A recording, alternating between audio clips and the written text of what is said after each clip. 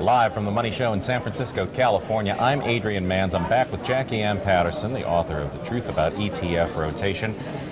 What do you take as a signal to establish a position or close a position? What's the thing that you key off the most? Well, what I'm looking at for ETF rotation, I look at the rate of change, and that includes the price appreciation of an ETF and also the dividends that it's accumulating.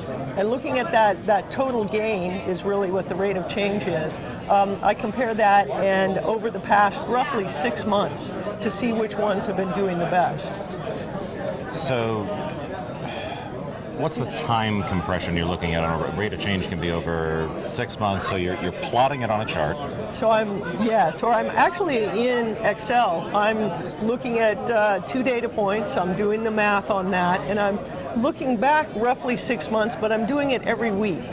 Okay. Because I think the market can move really quickly, and if I wait until quarterly or if I wait until the end of the month, big moves have happened. I mean, we've just seen some big volatility in the market, and here we are in the middle of the month.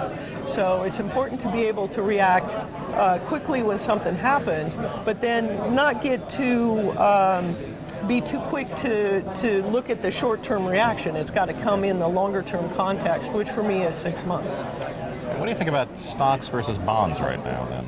Well, I think that bonds have really been up and coming, and it's really a good example of not letting what I think about something dictate what I do, because I assumed with the interest rates so low that there was nowhere for interest rates to go but up, and that we would see bond funds go down, and this would be really a bad idea to hold a bond fund. I had a lot of people tell me that in sessions. Right. Oh, I'd never hold a bond fund. But the rotation called it, said the bond funds are doing well. I moved the funds into the bond funds, and hey, they've done great. Yeah, it's when you start assuming things, right? It tends to. I've got a client who will constantly tell me where he thinks, for instance, Apple is going, and I say, best system you could develop is one that just goes and fades that idea and goes in the opposite direction. So, really good objective view on where the markets are going, I think. So, yeah, thanks for joining me today. Thank you. All right, so I will be back from the Money Show in San Francisco in a moment. I'm Adrian Manns. Thanks for watching.